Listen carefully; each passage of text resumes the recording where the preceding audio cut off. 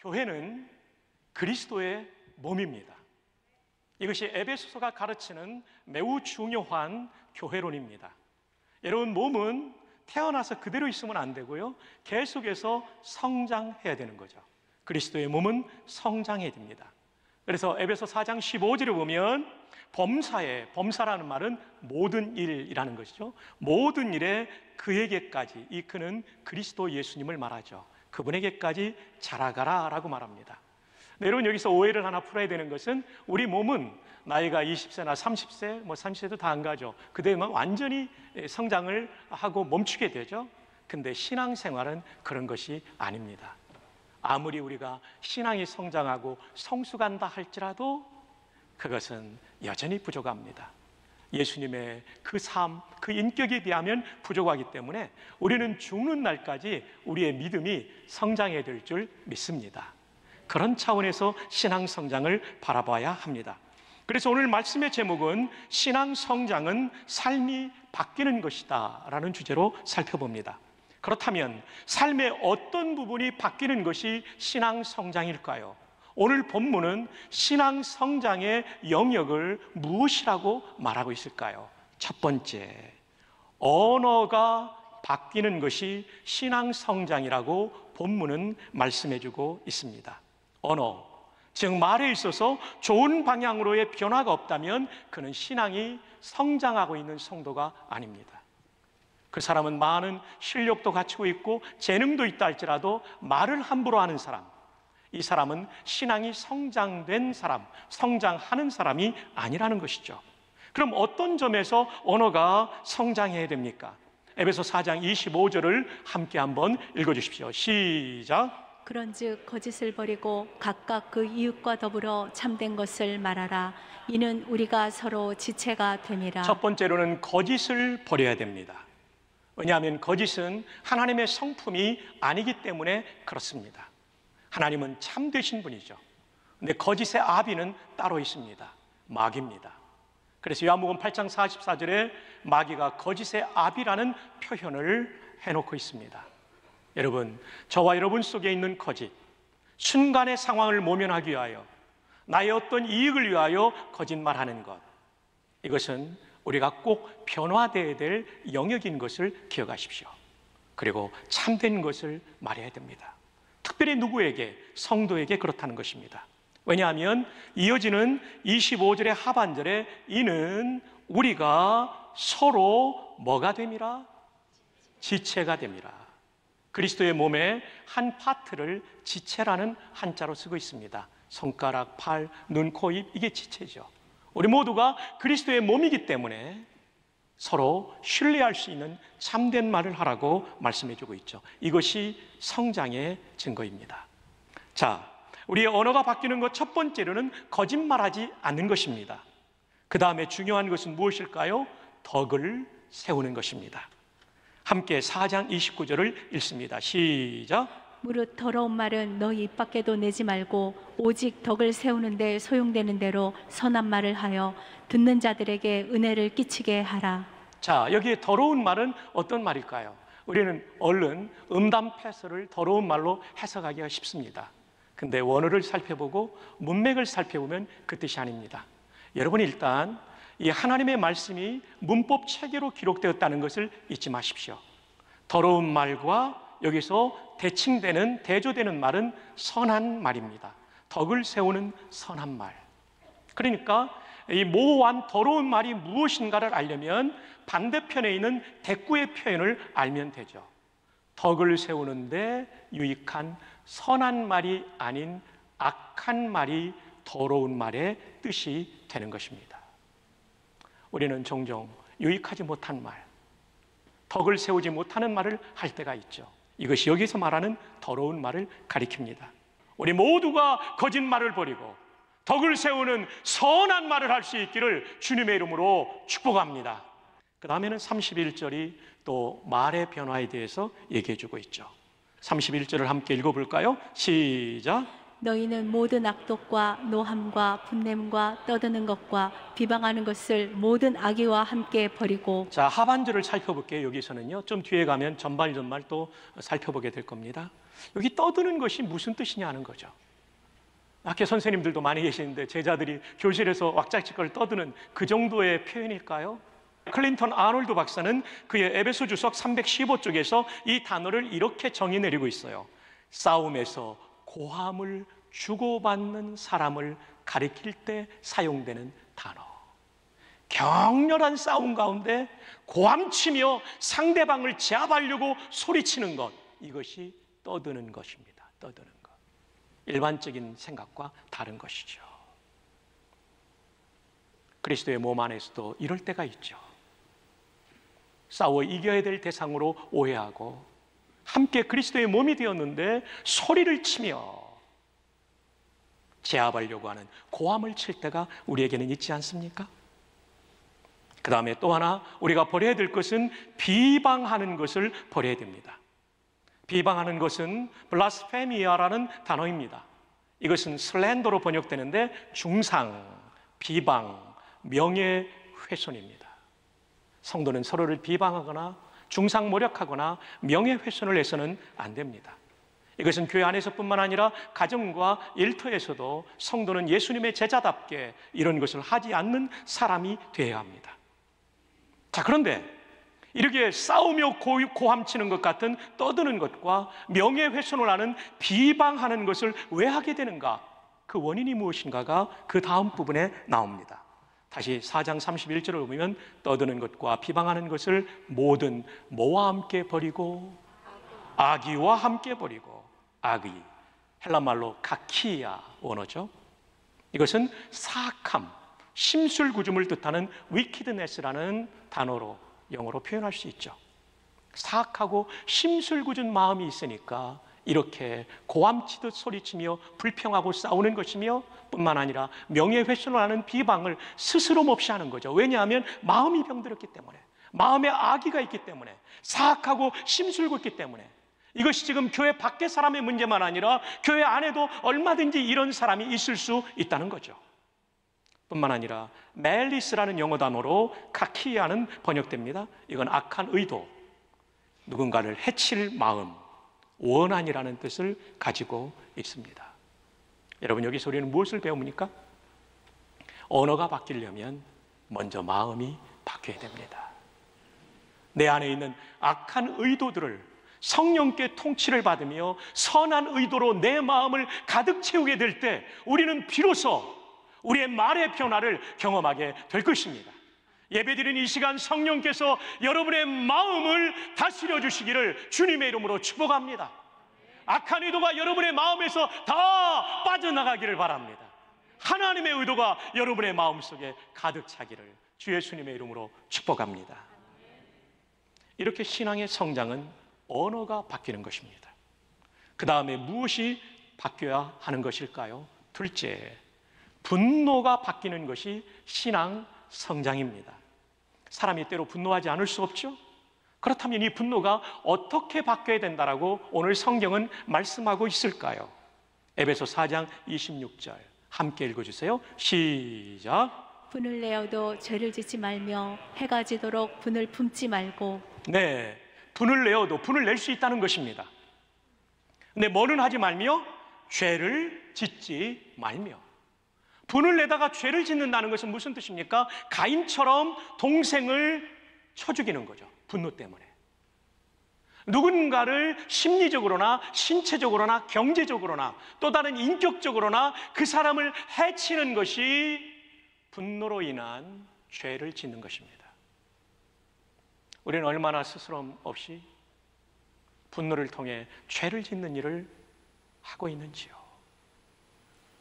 어떻게 보면 대한민국 사회가 너무나 잘 살게 되었지만 분노 조절이 되지 않는 병든 사회가 되어 있다는 것, 아픈 일입니다. 우리 예수 믿는 사람들이 이 본을 보여야 될 것입니다. 분을 내어도 죄를 짓지 말며. 그 다음에 언제까지는 그래도 품을 수 있다라고 말합니까? 해가 지도록 분을 품지 말고. 물론 빨리 없애버리는 게 좋지만 해지도록 분노를 품지 마라. 왜냐하면 해가 지고 저녁 먹고 잠자리 들면 분노를 풀어버리지 않으면 이 분노가 내 마음속에 살아있어서 그 한밤을 분노로 지새우게 되는 거죠. 하나님을 묵상하는 것이 아니라 분노를 묵상하죠. 그리고 복수의 방법을 묵상하게 되기 때문에 우리의 영이 죽어버리는 것입니다. 그러므로 해가 지도록 분을 품지 말라라고 말하죠. 마지막 셋째는 무엇일까요? 태도가 바뀌는 것입니다. 이것이 신앙 성장입니다. 다른 사람을 대하는 태도를 보면 우리가 그 사람의 믿음이 어느 정도 성장하고 있는가를 감지할 수 있죠. 그것이 성장의 지표, 인덱스가 되는 것이죠. 자, 그렇다면 우리가 변화되고 바뀌어야 될 태도의 첫 번째는 무엇입니까? 28절이 말씀해 주고 있죠. 함께 읽어주십시오.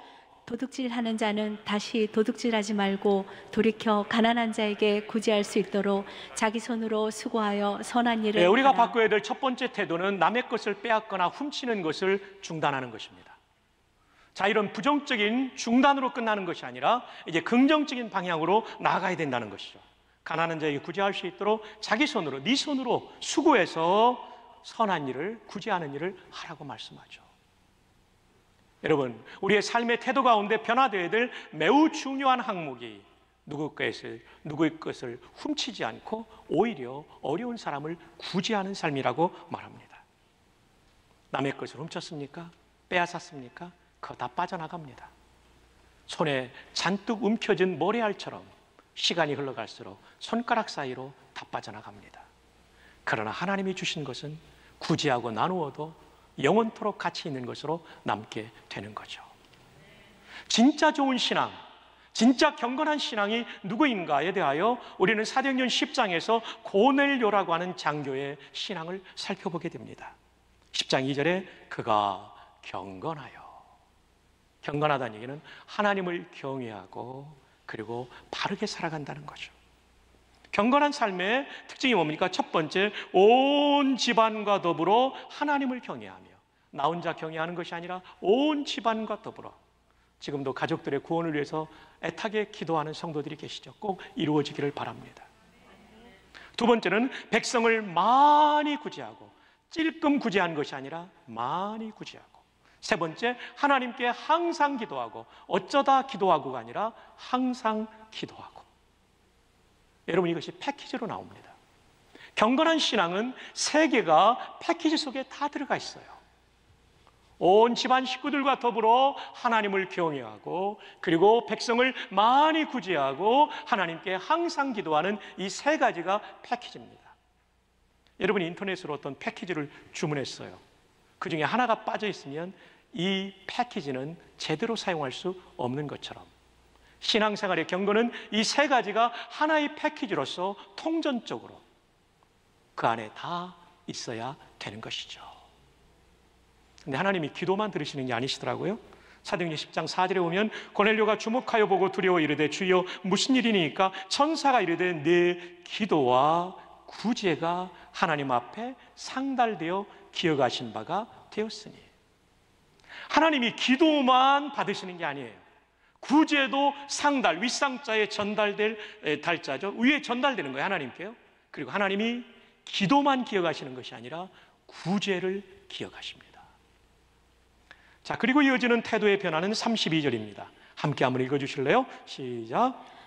서로 친절하게 하며 불쌍히 여기며 서로 용서하기를 하나님이 그리스도 안에서 너희를 용서하심과 같이 하라. 여러분, 우리가 성장한다고 할 때 성장한 사람은 목이 뻣뻣한 사람이 아닙니다. 친절한 사람, 사근사근한 사람이 성장한 사람입니다.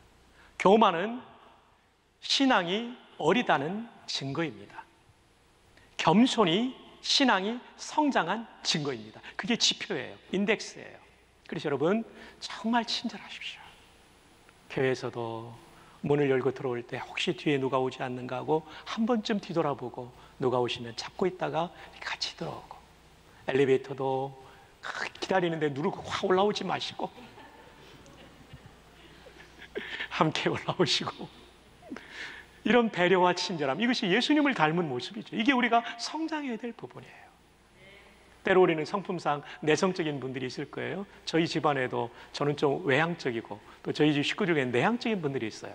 그분들은 마음은 있지만 표현을 못할 수 있거든요. 그러나 근본 동기는 친절함이어야 되죠. 친절함.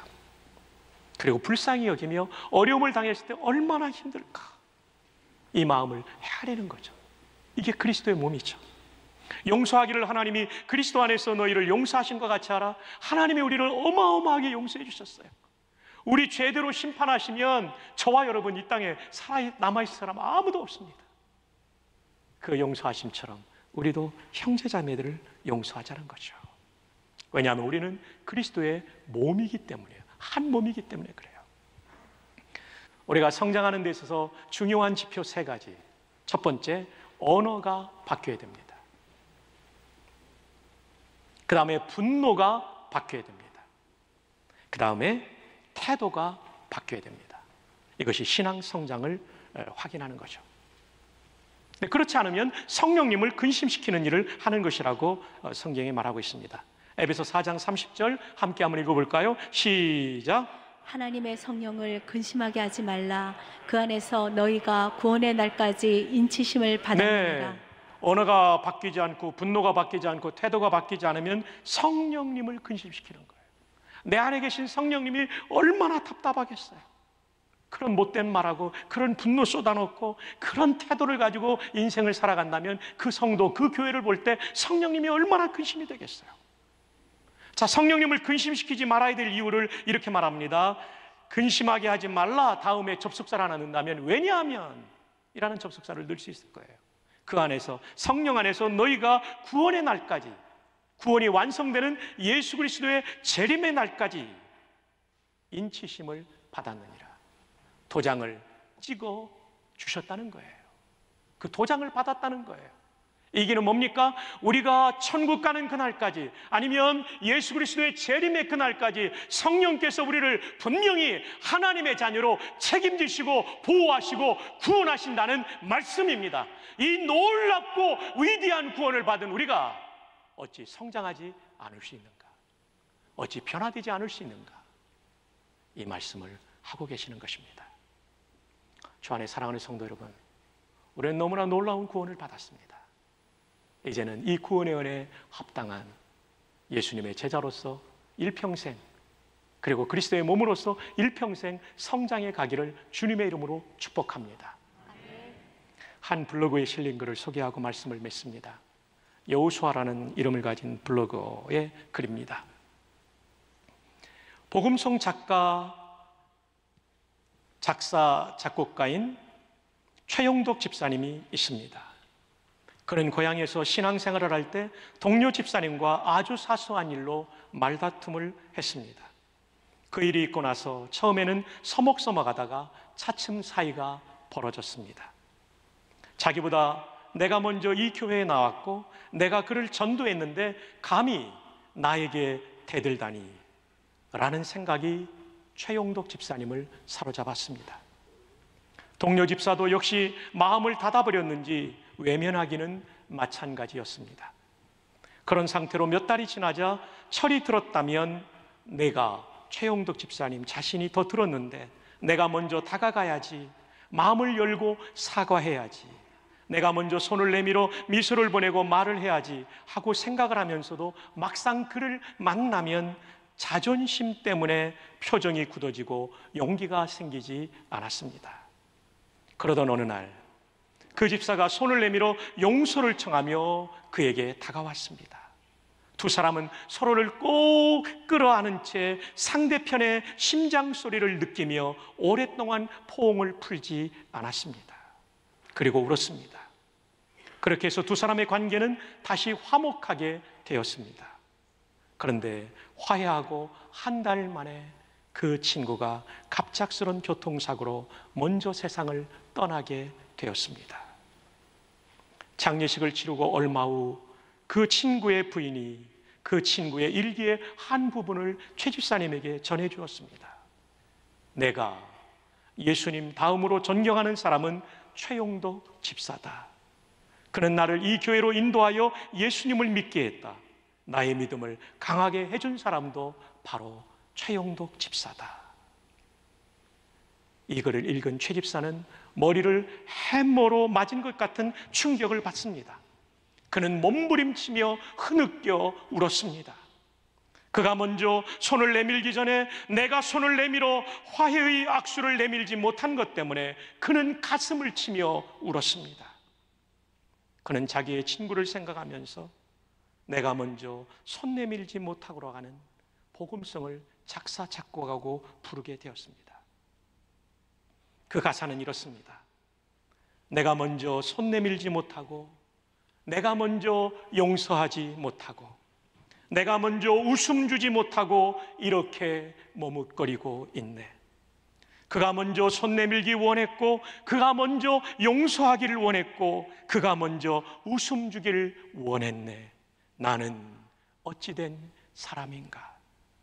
오 간교한 나의 입술이여, 오 더러운 나의 마음이여, 왜 나의 입은 사랑을 말하면서, 왜 나의 마음은 화해를 말하면서, 왜 내가 먼저 져줄 수 없는가?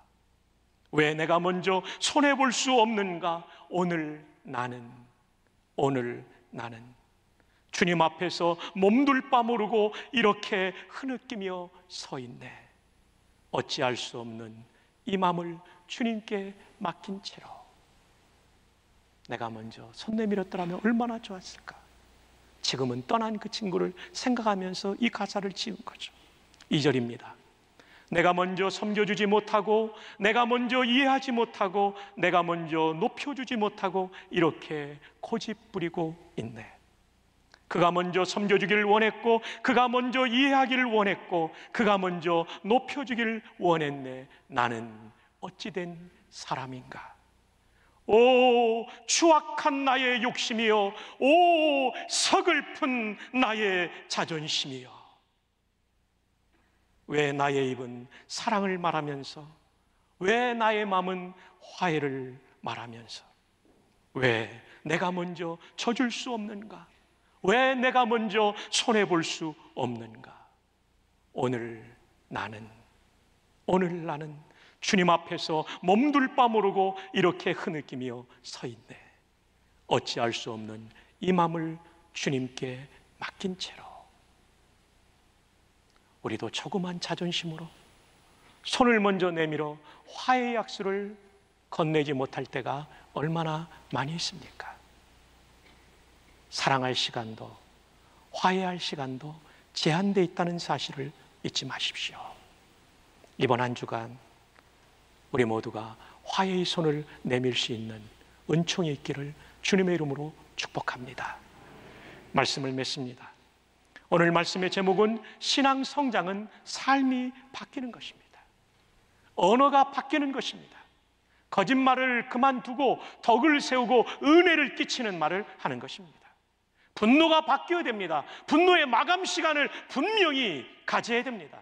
마귀가 틈을 타지 못하도록, 내 마음과 내 인생의 성체를 점령하지 못하도록, 그런 호기를 주지 않도록 토포스, 우리는 깨어 분노를 조절해야 됩니다. 그리고 태도가 바뀌어야 됩니다. 사랑하고 섬기는 태도로. 이런 변화를 경험할 때 우리는 비로소 그리스도의 몸으로 함께 성장하는 것이며, 우리 교회 모두는, 한 분 한 분의 교회인 여러분은 주님이 꿈꾸시는 그 교회, 바로 그 교회가 될 것입니다.